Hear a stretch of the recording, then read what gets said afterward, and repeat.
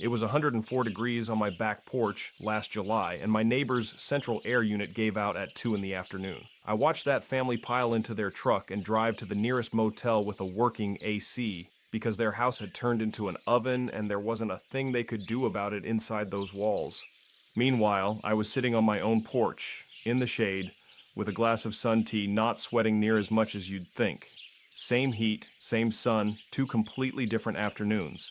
And that got me thinking about something I'd learned years back from some old-timers who never had AC to begin with, and never seemed to need it near as bad as the rest of us think we do.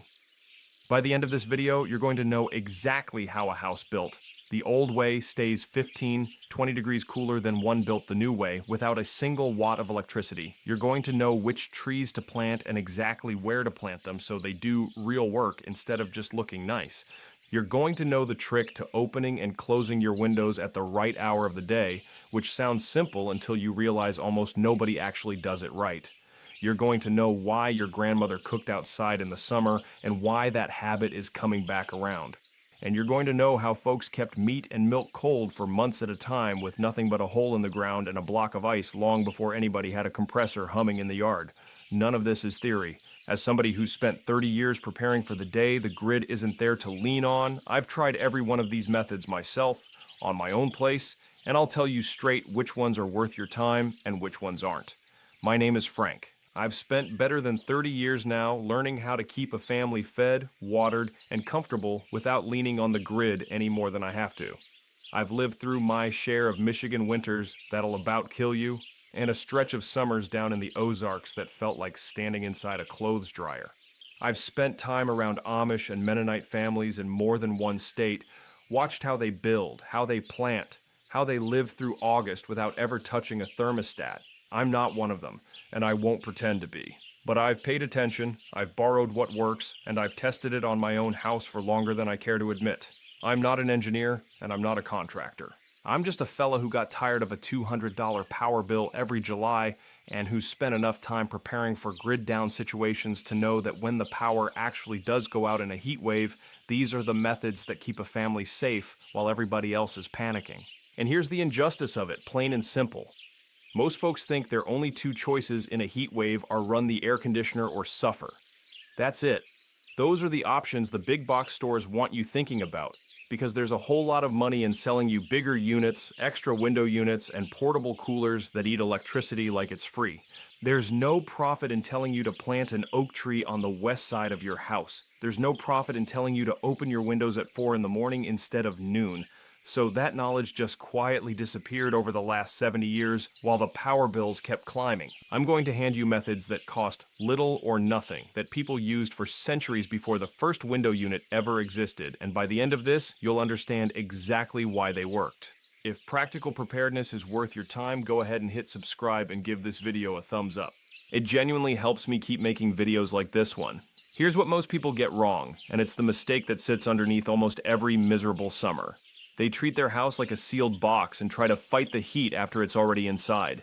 They crank the AC once the living room's already 85 degrees, and they wonder why the unit runs non-stop and the bill shows up looking like a mortgage payment. The truth is, by the time you're fighting heat that's already inside your walls, you've already lost most of the battle. The whole game is keeping the heat from getting in the first place, and that's a fight you win with design and timing, not horsepower. I learned this the hard way my first summer on this place, running window units in every room and still sweating through my shirt by 3 in the afternoon, wondering what I was doing wrong. Turned out the problem wasn't the units at all. It was that I was letting heat pour in all day long, and then asking a machine to fight a battle it never had a chance of winning cheap. Once you understand that one idea, everything else I'm about to show you will make a lot more sense, whether your power's on or whether it's out. Let's start with the walls themselves, because this is the foundation everything else sits on. Old farmhouses, the stone ones, the thick adobe-style builds you'll find out west, and plenty of the older Amish homes I've walked through, they all share one thing in common: mass. Thick walls, whether it's stone, adobe, or old-growth timber packed with insulation, act like a slow sponge for heat.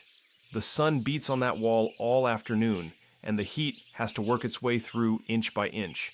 By the time it finally makes it to the inside surface, the sun's already going down, and the outside air is cooling off again. That heat just never makes it into your living room before nighttime does the job for you. I stood inside an old stone spring house down in the Ozarks one August afternoon, walls near 2 feet thick, and it felt like somebody had a window unit running in there, except there wasn't a wire anywhere near the place. That's mass doing its job, plain and simple. Most modern homes are built with thin walls and quick insulation because it's cheap and fast, and that's exactly why they heat up in an hour and stay hot till midnight. You can't tear your house down and rebuild it in Adobe. I know that, and I'm not about to tell you to, but you can add mass and shade where it counts, and you can do it gradually without going broke.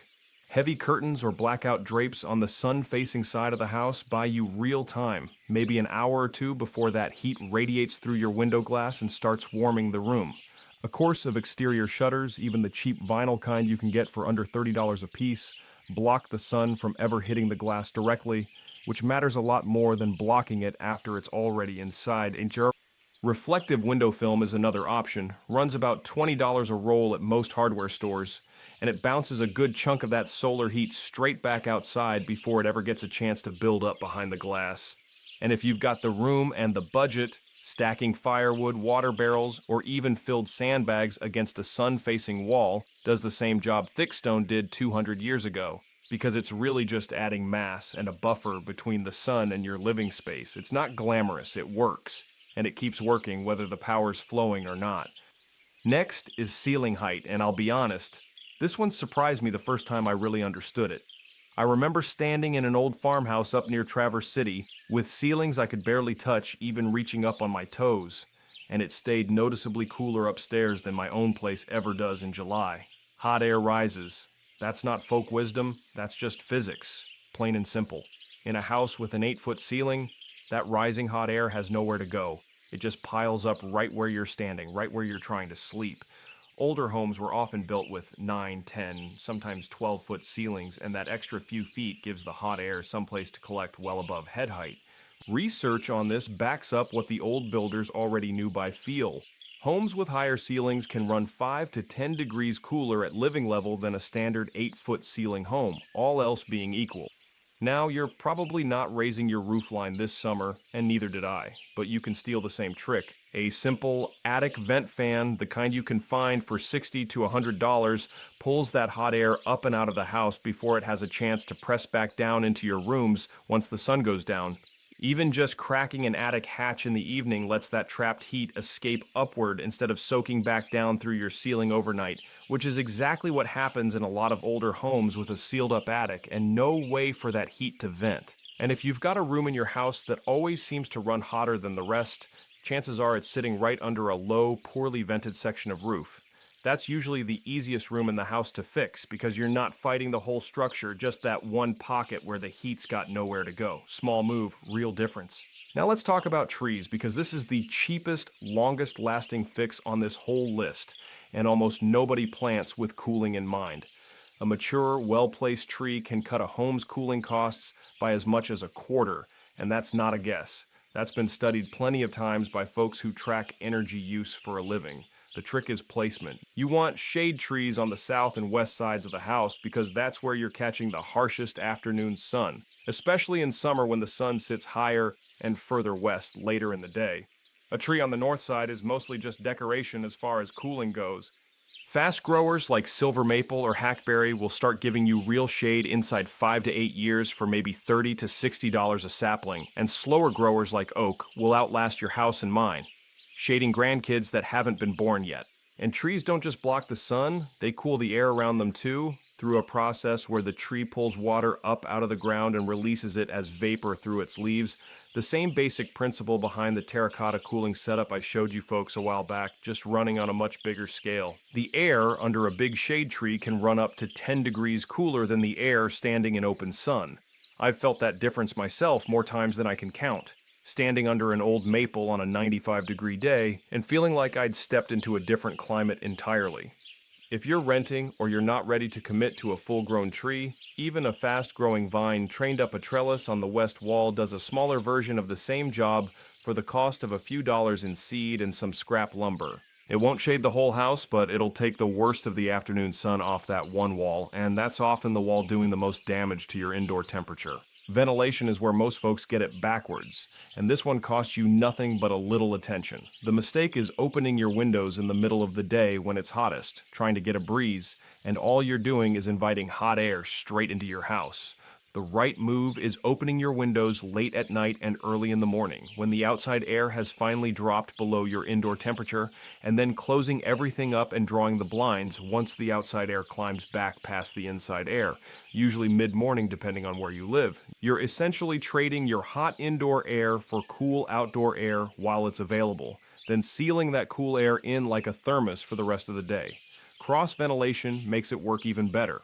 Open windows on opposite sides of the house, ideally with one lower and one higher, and you get a real current moving through instead of just a still, muggy room. A cheap box fan, maybe $20, set in a window facing outward in the evening will pull hot indoor air out faster and let cooler air in through a window on the far side of the house. It's a trick that costs you nothing but paying attention to the clock. And it's exactly the kind of thing that keeps a house livable during a multi-day outage when you've got no AC running at all. Where you live changes how well this works, and I want to be honest about that instead of pretending one method fits every house in the country. Out in dry country, places like Arizona or West Texas, the temperatures swing from day to night can be 30 degrees or more, which makes night ventilation work like a charm. Here in Michigan, or down in the humid parts of the Ozarks, that swing is a lot smaller, sometimes only 10 or 15 degrees, and the humidity makes the air feel heavier even when the thermometer says it's cooled off. In humid country, ventilation still helps, but you'll lean harder on shade, mass, and timing your cooking than you will on the night air alone. Know your own climate before you decide which of these tricks is going to carry the most weight for you. Cooking is next, and this one nobody thinks about until it's too late. Running your oven for an hour can raise your indoor temperature by close to 10 degrees, and running a stovetop for a summer dinner isn't much better. Old farmhouses used to have what they called a summer kitchen, a separate space, sometimes just a lean-to off the back of the house, sometimes a whole second small building, built specifically so the cooking heat never made it into the main living space. You don't need to build a second kitchen to use this idea. A basic charcoal or propane grill out on the porch or patio, one you can pick up for well under $100, keeps every bit of that cooking heat outside where it belongs. An electric skillet or slow cooker set up in the garage or on a covered porch does the same job for soups, stews, or anything that needs low heat over hours. I do almost all my summer cooking outside now, and my kitchen stays a good 8 to 10 degrees cooler through the evening because of it. It's one of the easiest changes on this whole list and one of the most overlooked. My wife will tell you the other benefit nobody mentions, which is that a hot kitchen makes for a short temper come dinner time. And getting that heat outside makes the whole house a little more pleasant to be in come evening, not just cooler. Now, storage without a fridge, because this ties in with something I've talked about before on this channel, and it's worth understanding even if you've got a working refrigerator right now. Before electric refrigeration, folks built ice houses, insulated pits, or small buildings dug partway into the ground, packed with blocks of ice cut from frozen ponds in the winter and buried in sawdust or straw for insulation. Done right, that ice would hold clear through August, keeping meat and dairy cold for months with zero electricity involved. Most of us aren't cutting ice off a pond this winter, I understand that. But the same principle scales down to something practical for you right now. A well-insulated cooler buried partway in a shaded spot in your yard or kept in your coolest basement corner, packed with reusable ice blocks, will hold a safe temperature for days during a power outage, not just hours like a countertop cooler in direct sun. It's the same physics the old ice houses used, just sized for a family instead of a whole farm. I keep a couple of those big blue reusable ice blocks in my chest freezer year-round for exactly this reason. They run about $10 a piece and last for years. The moment the power goes out, they go straight into whatever cooler I've got on hand, and I know my meat and dairy have a solid 2 to 3 days before I need to worry about them. Longer if I keep that cooler out of direct sun and don't open the lid every 10 minutes checking on it. That's a habit that costs about $30 total to build once, and it'll outlast most appliances you own. And last, let's talk about clothing, because I know this one sounds backwards. Long sleeves, loose weave cotton or linen, and a wide-brimmed hat. I resisted this for years, figured a t-shirt and shorts made the most sense in the heat, and I was wrong. Bare skin in direct sun absorbs heat straight into your body. A loose, light-colored long-sleeve shirt actually creates a layer of air between your skin and the sun, and that layer of air moves and carries heat away faster than sweat evaporating straight off bare skin. Research on clothing and heat exposure backs this up pretty consistently. Loose light fabric reduces the heat load on your body compared to going bare-skinned in direct sun. A good wide-brimmed hat, the kind you can find for $15 to $25 at any farm store, shades your face, neck, and ears, the parts of you that take the worst of it standing outside at midday. I wear one now every single day from May through September, and I feel the difference every time I forget it and have to go back inside for it. Color matters too, and this one's just plain common sense once you hear it. Light colors reflect the sun, dark colors soak it up, which is exactly why you'll never catch an old farmer working a field at noon in a black t-shirt if he's got any choice in the matter. Stick to white, tan, and light gray for anything you're wearing outside in the heat of the day, and save the dark colors for evenings. Let's talk money for a minute, because that's usually what gets people to actually change something. A central air unit running through a bad heat wave can push a summer electric bill up $300 or $400 a month, sometimes more depending on your rates and how old your unit is. Every single thing I just walked you through, the shutters, the attic vent, the trees, the timing on your windows, the outdoor cooking setup, the insulated cooler, all of it put together costs you somewhere in the range of $200 to $400 one time, and most of it keeps working for years, some of it for decades. The tree you plant this fall for $40 will still be shading your house when your grandkids are paying their own electric bill. Compare that to a window AC unit, which will run you $200 or more upfront and then keeps costing you every single month it runs. I'm not telling you to rip your air conditioner out, I've still got mine, and some places and some folks genuinely need it and shouldn't feel bad about that. What I'm telling you is that every one of these methods either reduces how hard that AC has to work, or covers you completely during the hours or days when the power's out and the AC isn't an option at all. That second part is the one that matters most to me as somebody who preps for exactly that scenario, because a heat wave and a grid failure hitting at the same time is one of the situations I take most seriously. Let's break down where that $200 to $400 actually goes, because I don't like throwing numbers around without showing my work. A handful of exterior shutters for the worst sun-facing windows runs you somewhere between $90 and $150 for an average house, and that's a one-time cost. A roll of reflective window film for 2 or 3 big windows is another $40 to $60. An attic vent fan, installed once, is $60 to $100 and keeps working for years with no upkeep beyond an occasional cleaning. A couple of shade trees, if you go with the cheaper, fast-growing varieties, run you $60 to $120 total, and that's the only item on this whole list that actually gets more valuable every single year instead of wearing out. A decent grill for outdoor cooking, if you don't already have one, is another $80 to $150 depending on how fancy you want to get, though a basic charcoal kettle grill for $30 does the job just fine. Add in a good cooler and a couple of reusable ice blocks, and you're looking at maybe $40 more. Every single item on that list, together, still costs less than 2 summers of running a window AC unit around the clock, and most of it is still working for you 15 years from now, which is more than I can say for any air conditioner I've ever owned. So here's what I'd like you to do this weekend. Walk around your house at the hottest part of the day and figure out which windows the sun is hitting directly. That tells you where shutters or heavy curtains will do the most good. Pick one spot on the south or west side of your yard and get a shade tree in the ground before the season's out. Even a cheap fast grower is better than nothing. Set an alarm on your phone for early morning and late evening to open your windows, and another for mid-morning to shut them back up. Do that for 1 week and you'll feel the difference in your house without spending a dime. Move one meal a week outside onto a grill or a hot plate on the porch and see how much cooler your kitchen stays that evening. And if you've got an old cooler sitting in the garage, dig it out, figure out where the coolest, most shaded spot on your property is, and know that's your backup plan if the power ever does go out during a heat wave. I've also put together a free preparedness guide with checklists, storage plans, and emergency essentials.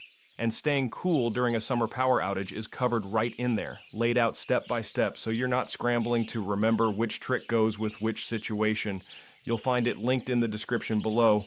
I built it so you've got the whole plan in one place instead of hunting through a dozen videos trying to remember what I said where.